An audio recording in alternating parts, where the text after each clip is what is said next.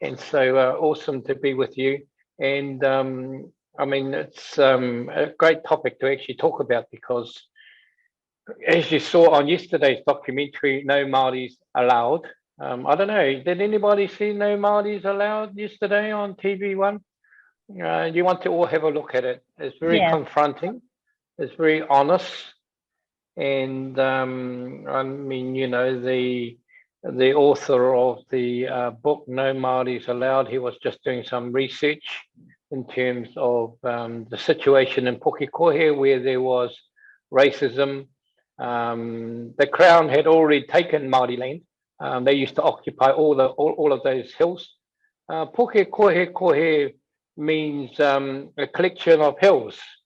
Puke means hill, and kohe kohe means collection, and they cut it short, so it's puke kohe. And that was all Māori land belonging to Tainui Waka those days, and then in about 1863, it all disappeared. Actually, the land didn't disappear. The ownership went and changed from Māori to the Crown, and so the armies and the armed forces actually forced people off the land, and then in the 1960s they had segregation, racism, and it's interesting that in New Zealand there was the White League committee that was just to ensure that New Zealand was white, and everybody had to disappear. They had a scorched earth policy, so to speak, and they were very active. I'll be interested to see, they said about 90% of the counties and councils and the borough councils actually signed the petition to the government to ensure that it was a white country. And so I'll be interested in anybody doing some research in terms of was your city, in your town where you live, did their council sign up to this White League policy? Because they were really scared of the Chinese people as well, down in the South Island. They said that we were terrible people. We brought all these diseases and the yellow devils and all that sort of stuff. And all we did was sort of bring some chopsticks to eat our rice and cooked our vegetables in a fried way, not in a boiled way, and probably had roast duck and roast chicken, which is different to the European style, but they all got scared of that. Anyway, racism, what does anti-racism mean to me? Well, as we know, racism can kill. People can die from racism. It's as simple as that. And then people can also be traumatized through life. Just like the people in Pukekohe, just like Māori, just like our Muslim community, just like the Jewish community, people that have faced racism, it actually sticks in our minds for life. It's very hard to shake off. And so at the end of the day, what an anti-race person means to me is that you stand up against racism. But you need to actually stand up in a safe way, because it can be very dangerous if you don't know how to deal with it. And in situations where you're confronted, sometimes it's actually safer to walk away rather than counter it and fire directly at it or deal directly at it.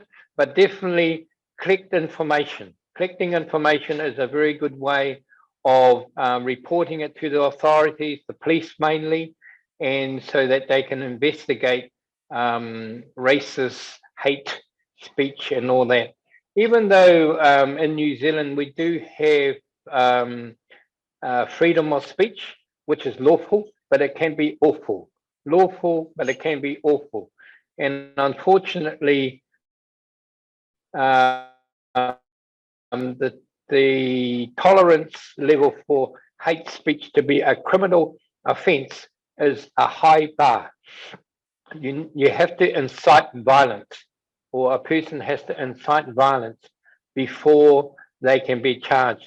And it's interesting, over the last 20 odd years since the hate speech laws have been in, only 2 people have been charged, fined, or gone to jail for Human Rights Commission, we have we said to the government that we would like some more resources so that we can actually deal with the lower thresholds, the all the hate stuff and the racist stuff that actually does not meet the lawful threshold. So just remember, lawful but awful, but it's unfortunate that's the country that we live in.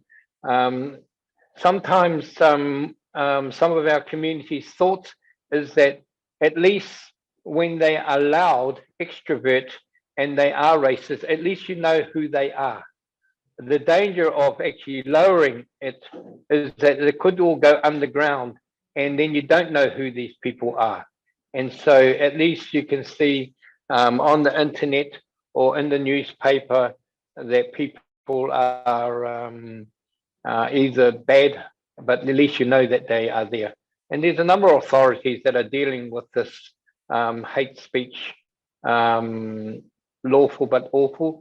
Our main lobby at the present time is actually trying to get the government to change the law so that the hate speech doesn't actually come under human rights, but actually comes under the police as a separate piece of legislation. It's very important that the police have the powers to prosecute and have a separate charge sheet for hate speech, because sometimes property damage, assault is hate motivated. And if you add it on to the crime that they have committed, it can actually add to more penalties for them. And so that's where that part is heading. And, you know, at every opportunity, if you ever write submissions or write a letter to the Minister of Justice or the Prime Minister, even the opposition, to say, look, hate speech crime needs to be a separate piece of legislation under the Crimes Act so that the police can investigate it. And also, it needs to actually have more cover. We're not saying that the threshold should be dropped, but definitely to actually have more cover in terms of people for religious reasons, for LGBTQI and disabilities. If I say something terrible to those three groups, it is all lawful, it's awful, but no one can do anything about it because it is lawful at the moment. We can only discriminate on race, ethnicity at the moment. So we are very lacking in the covering of the law for disabilities, LGBTQI, and of religion. And so we're hoping that with your support as one of your actions, that you will write a letter together or singularly. You could take it back to your organization and have a discussion about it. There's a lot of information on the Human Rights Internet, or you can send me an email. Suki will give you my email, and I can send you the human rights papers in our lobby for that. We all want New Zealand to be safe. Unfortunately, you know, at least, and it seems to be in thirds, a third of our community are bullies and discriminates and bad people right through their lives. And that happens in schools. In actual schools, bullying is at 40% according to the ERA report. In the universities, it is about 35.